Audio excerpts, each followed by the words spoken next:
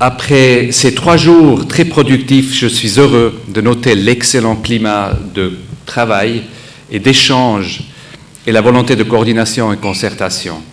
Nous l'avons constaté, ce besoin est clairement là. Nous avons pu œuvrer ensemble dans le but de faire avancer les activités de déminage humanitaire et de réintégration socio-économique des populations victimes du conflit en Casamance. Nous avons également fait l'état des lieux des programmes et des opérations déjà menées et celles en cours, nous permettant d'avoir une cartographie des partenaires et des activités. L'atelier a également été une bonne opportunité de réseautage entre acteurs. Côté suisse, je suis satisfait d'avoir pu voir en pratique l'engagement fort des différentes organisations suisses, et particulièrement du Centre pour le déminage humanitaire et le Comité international de la Croix-Rouge, ici en Casamance. En tant qu'ambassade, nous allons soigner les contacts avec ces organisations et sonder comment éventuellement faciliter d'autres échanges et contributions à l'avenir.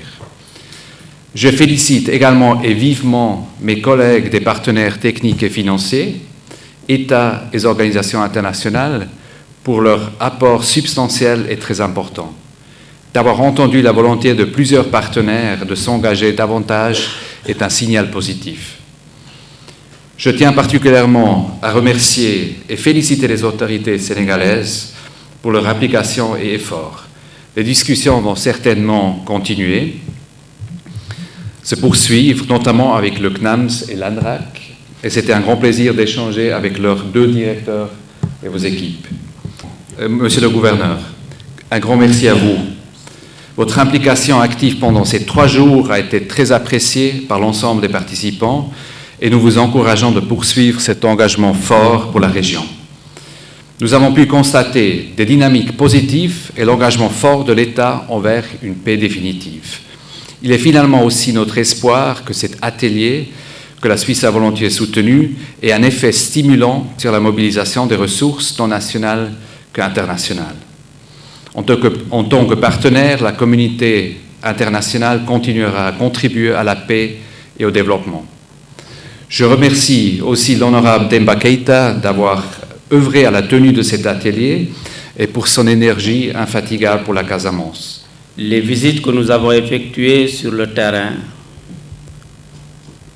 nous ont permis d'appréhender les enjeux et les défis actuels.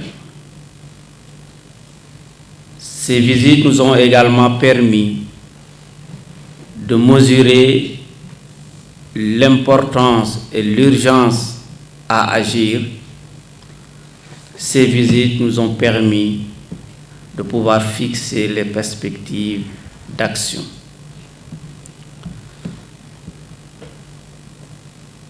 L'engagement des partenaires techniques que nous avons noté tout au long des travaux nous rassure par rapport à l'avenir.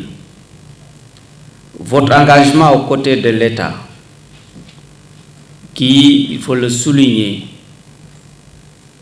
fait beaucoup d'efforts pour la sécurisation de l'ensemble du territoire de la Casamance naturelle, qui fait beaucoup d'efforts pour accompagner le retour et la réinstallation des populations. L'État qui fait beaucoup d'efforts pour véritablement créer les conditions d'une vie décente et d'un développement économique et social harmonieux de toute la région naturelle de la Casamance. Je voudrais vous remercier pour cela et vous inviter encore davantage à renforcer les échanges entre partenaires techniques, mais à renforcer également la collaboration avec l'État du Sénégal, aussi bien au niveau national qu'au niveau territorial. Je voudrais remercier particulièrement M. l'ambassade de Suisse pour avoir ménager aucun effort pour appuyer l'organisation de cette table ronde, mais aussi pour contribuer à la mobilisation des autres partenaires techniques et financiers. Je voudrais aussi me féliciter des résultats obtenus. Et parmi ces résultats, c'est d'abord le contact entre différents partenaires techniques et financiers. Les résultats, c'est les engagements notés de part et d'autre des partenaires techniques et financiers. Les résultats également, c'est la mise en exergue de l'intérêt que l'État du Sénégal accorde aux questions abordées pendant cet atelier. Mais les résultats, c'est aussi cette envie d'aller très vite pour la réalisation d'actions dans les domaines cités.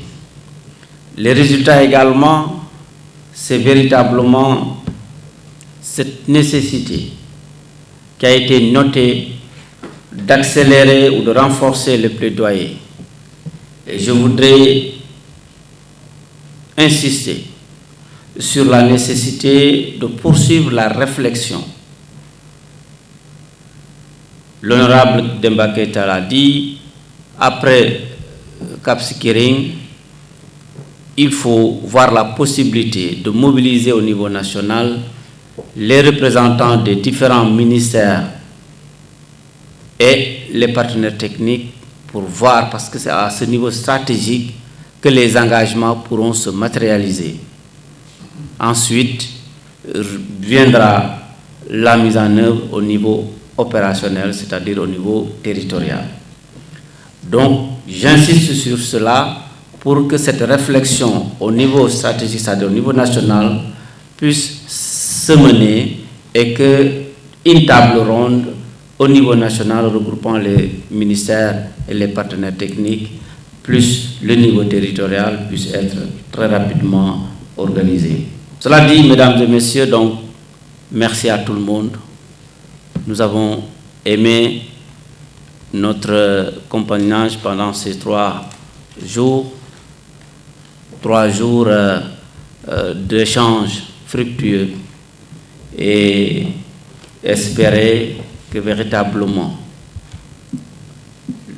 cette volonté de l'État d'assurer la sécurité des personnes et des biens partout sur le territoire national, mais particulièrement dans la région naturelle de la Casamance, cette volonté de l'État d'assurer l'équité territoriale et sociale aura le soutien des partenaires techniques et financiers et de toutes les organisations qui travaillent dans le domaine de l'humanitaire.